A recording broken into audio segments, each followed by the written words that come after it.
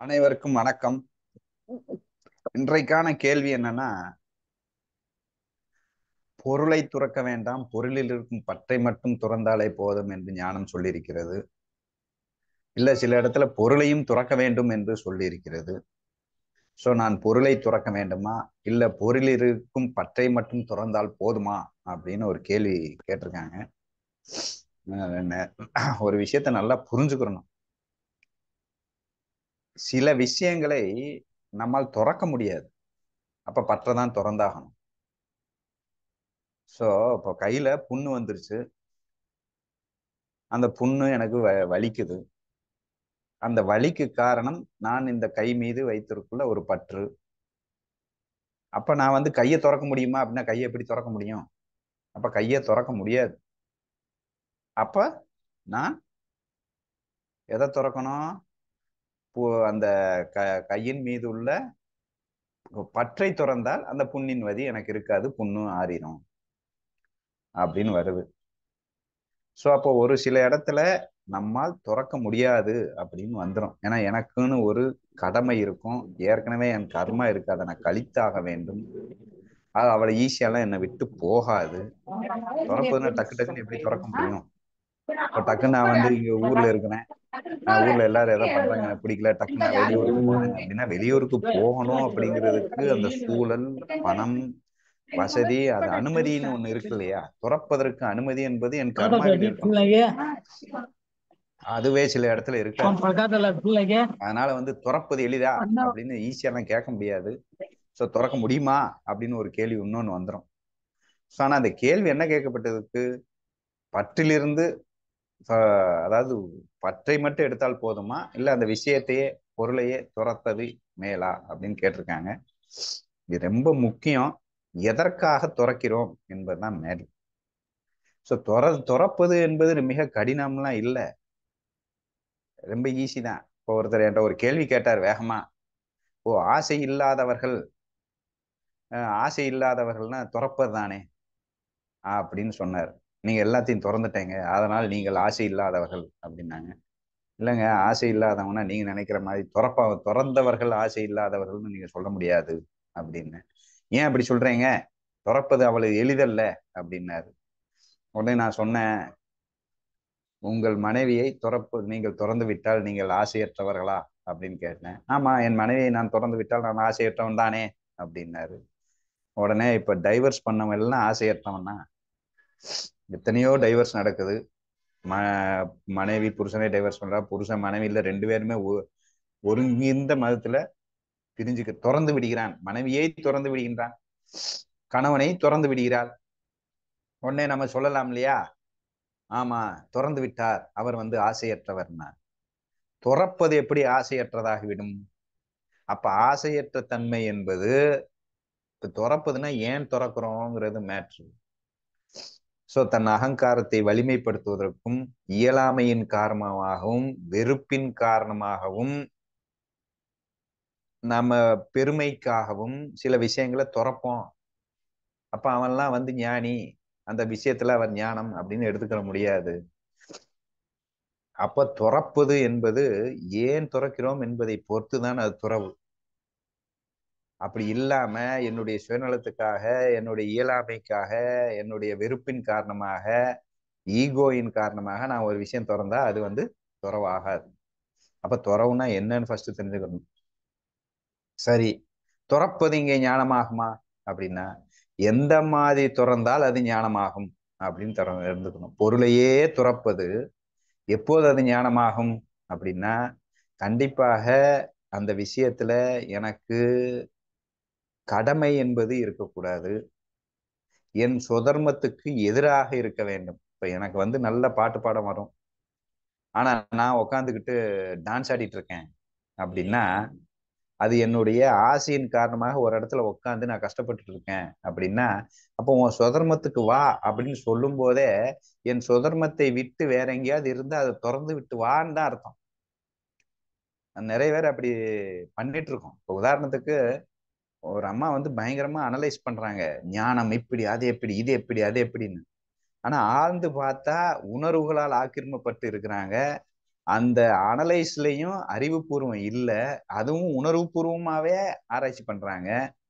ஆனா அவங்களுக்கு மோகம் ஞான யோகத்துல, பக்தி யோகத்துல இல்ல அப்படின்னு புரிஞ்சது. ஏமா நீங்க பக்தி யோகம் எதுக்கு சிந்திக்கிறீங்க? சிந்தனையில எவ்வளவு எஃபோர்ட், கஷ்டம், குழப்பம், வேதனை, அது உங்களுக்கு கஷ்டமா இருக்கு.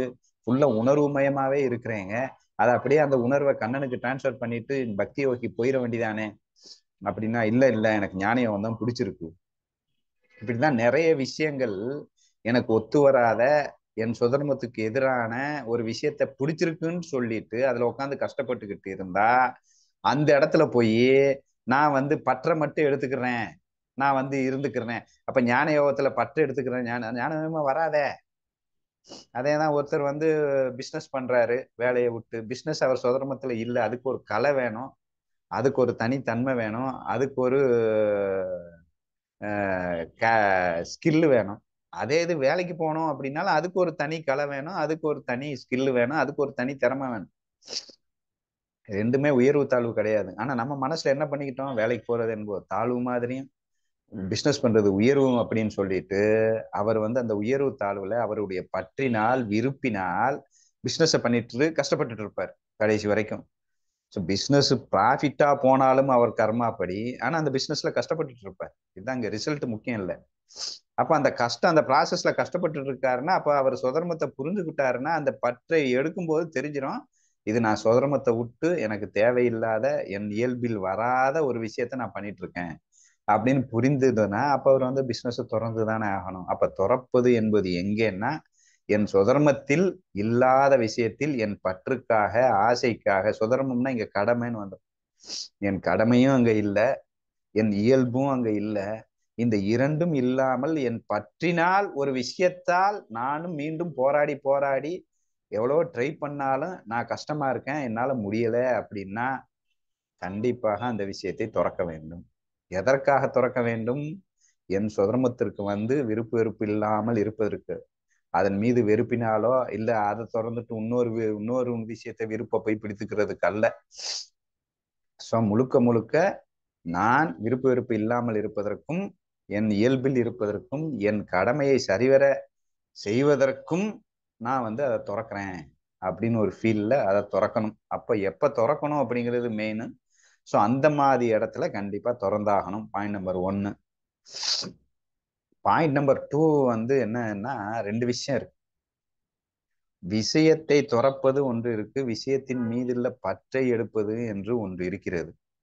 இந்த 2 ப்ராசஸ்ல இதற்கு வந்து விஷயத்தை துறப்பது, இப்ப ஒருத்தர் இருக்கிறார், நல்ல குடிக்கு அடிமை ஆயிட்டார்னு வச்சுக்கோங்களேன். இந்த நல்ல குடிக்கு அடிமையாயிட்டார் அப்படின்னா அவருக்கு 2 ஆப்ஷன். இப்ப அவர் வந்து அவர் முழுமையா புரிந்து விட்டார், நான் இனிமேல் குடிக்க கூடாது. அவர் முடிவு எடுத்துட்டார், இனிமேல் நான் குடிக்க கூடாது, குடிப்பது தவறு, நான் அதிலிருந்து திருந்தி முழுமையாக வெளியே வந்து விடுகிறேன் அப்படின்னு முடிவு பண்ணிட்டார். இதேதான் ஞானத்துக்குன்னு வச்சுக்கோங்க. ஸோ விஷயத்துல நான் அடிக்ட் ஆயிட்டு இருக்கேன், நான் அதை விட்டு வெளியே வரணும், பூர்ணமா ஞானத்துக்காக விருப்பம் இல்லாம இருக்கணும், அதை விட்டு நான் வெளியே வரணும் அப்படிங்கிறதுக்காக முடிவு பண்ணிட்டார். இப்ப முடிவு பண்ணவொன்னே அவர் என்ன பண்ணலாம், 2 ஆப்ஷன் இருக்கு. ஒண்ணு வந்து அந்த ஒயின் ஷாப், அந்த குடி விற்கும் அந்த கடைகளுக்கு பக்கமே இல்லாமல், அந்த ஃப்ரெண்ட்ஸோட சாவகாசமே இல்லாமல் முழுக்க முழுக்க தனியா ஒரு சூழலுக்கு சென்று அவர் வந்து அதில் இருக்கும் பற்றை எடுக்க முயற்சி செய்ய வேண்டும். அப்போயும் அதுல இருக்கிற பற்றை எடுக்க முயற்சி செய்ய வேண்டும் வெளியே போய் அப்படின்னு ஒருத்தர் முடிவு பண்றார்.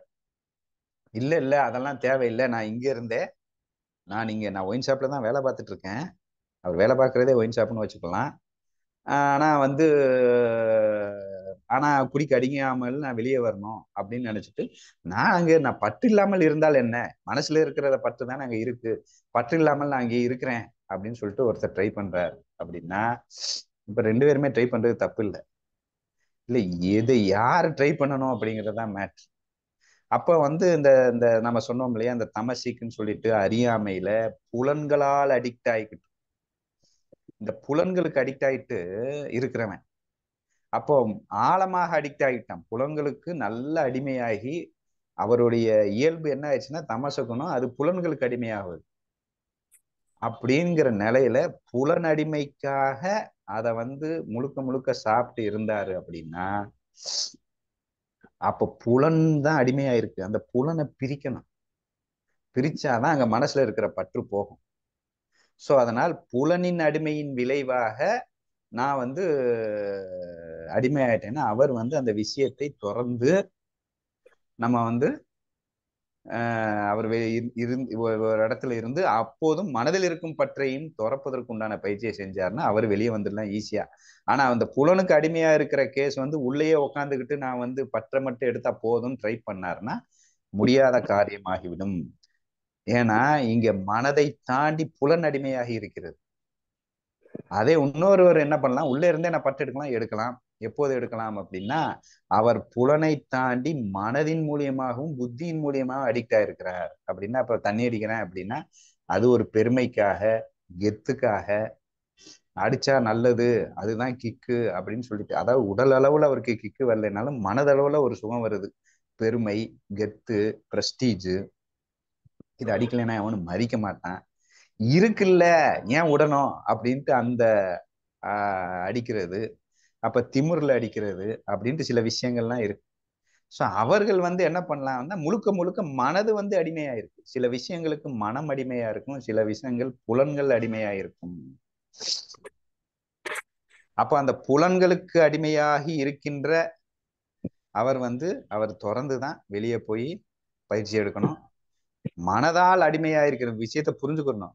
மனதால் அடிமையா இருக்கிறது இப்ப வந்து காதலிக்க ரெண்டு விதத்துல ஒருத்தன் அடிமையா இருப்பான். காதலிக்கு அடிமையா இருப்பது முழுக்க முழுக்க தன் புலன் இன்பங்களுக்காக, அவளுடைய அரவணைப்பின் சுகத்துக்காக. இப்ப காது, கண்ணு, நாக்கு, ஸ்பரிசம் ஆகிய சுகங்க நல்ல சமைச்சு போடுவா, அந்த சுகத்துக்காக. அப்ப வெறும் புலன்களுக்காக நான் அவளுக்கு அடிமையாக இருக்கிறேன் அப்படின்னா புலன் அடிமை ரொம்ப ஸ்ட்ராங்கா இருக்கும். அப்ப புலன் அங்க இருந்து வெளியே எடுத்தாதான் மனசு வந்து இருக்கும். மனசே புலனால் மனசும் சேர்ந்து உட்காந்துருக்கு. ஆனா மெயினா புலனால் மனசு போய் உட்காந்துருக்கு. சில இடத்துல காதலிக்கு அடிமையா இருப்பான். காரணம் என்னன்னா இப்ப அது வந்து காதலி ரொம்ப அழகா இருக்கா, அப்ப அதன் மூலியமா எனக்கு பெருமை இருக்கு, எனக்கு ஈகோ சாட்டிஸ்ஃபைடு கிடைக்குது. ஆஹ் அவருக்கு வந்து அப்புறம் ஈகோ சாட்டிஸ்ஃபைடு. அப்ப திறந்தா வந்து நான் தோத்துறேன்னு ஒரு ஃபீல். ஈகோ, ஐயோ நான் வந்து தோத்துட்டோம், காதல்ல நம்ம தோத்துட்டோம், அப்ப மன வாழ்க்கையில நம்ம தோத்துட்டோம் அப்படின்னு ஒரு ஃபீல் வந்துடும். அப்ப நான் ஜெயிச்சாகணும் அப்படிங்கிற ஒரு ஈகோ. பெருமை, நான் இவருடன் வாழ்வதால் எனக்கு பெருமை. அப்ப இவர்கிட்ட இருக்கிறதுனால எனக்கு மற்ற பணம், பதவி, மதிப்புலாம் எனக்கு கிடைக்குது. ஸோ ஆதலால் அப்ப ஆட்டோமேட்டிக்கா இவனும் ஈக்குவல் அடிமையா இருப்பான். அவனும் இவனும் அடிமையில வந்து வித்தியாசமே இருக்காது, ஈக்குவல் அடிமையா இருப்பான். ஆனா அடிமையின் காரணம் மனதில் இருக்கும், புத்தியில இருக்கிற அந்த அகங்காரமும் அந்த பிரஸ்டீஜ் மேல இருக்கிற மோகத்தினாலையும் அவகிட்ட இருந்து வரக்கூடிய சில வகையான பெனிஃபிட்டுகளுக்கு, அது புலன்களை தாண்டி இருக்கின்ற ஒரு விஷயத்துக்காக. புலன் அடிமை அங்க இல்லை அப்படின்னா அவர் வந்து பற்றை எடுப்ப, அதுக்கு உண்டான அண்டர்ஸ்டாண்டிங் இந்த உலகத்துல எல்லாமே சமந்தான், உயர்வு தாழ்வு கிடையாது அப்படின்ட்டு மனதுக்கு தான் அவர் ட்ரீட்மெண்ட்டே கொடுக்குறாரு. எனக்கு புலன்களுக்கு ட்ரீட்மெண்ட் கொடுக்க வேண்டிய அவசியம் இல்லை. அப்ப புலன் வந்து பக்கத்துல இருந்தா ஒன்றும் பிரச்சனை இல்லை. அப்ப மனசு பியூராக, புத்திக்கும் மனசுக்கும் பியூராக அந்த ட்ரீட்மெண்ட்டை கொடுத்துட்டு அவர் தெளிவா வந்து வெளியே எடுத்தாருன்னா ஆட்டோமேட்டிக்கா அவரால் வெளியே வர முடியும்.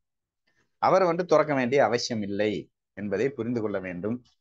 ஸோ அப்ப வந்து யார் துறக்கணும், யார் துறக்க கூடாது, ஏன் துறக்க வேண்டும், எப்படி துறக்க வேண்டும், அதை தான் நம்ம சொல்லியிருக்கோம்.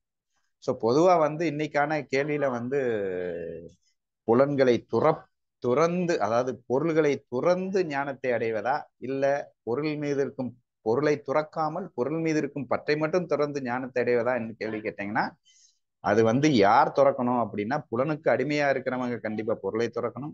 புலனை தாண்டி மனதில் இருக்கும் பெருமைக்காகவும், பணத்துக்காகவும், பிரஸ்டீஜுக்காகவும், பதவிக்காகவும், அகங்காரத்துக்காகவும், ஈகோக்காகவும் அடிமையாக இருந்தா கண்டிப்பா வந்து அவங்க வந்து பொருளுக்கு வச்சுக்கிட்டே அதுக்குண்டான சரியான நாலேஜ் எடுத்துட்டு பற்றை மட்டும் எடுத்தால் போதுமானது என்பதை புரிந்து கொள்ள வேண்டும். அதே சமயம் எப்படி துறக்கணும் அப்படின்னா புலனை விட்டு துறந்தாலும் மனதிலை விட்டு துறப்பதற்கும் நாம் அதை முயற்சி செய்ய வேண்டும்.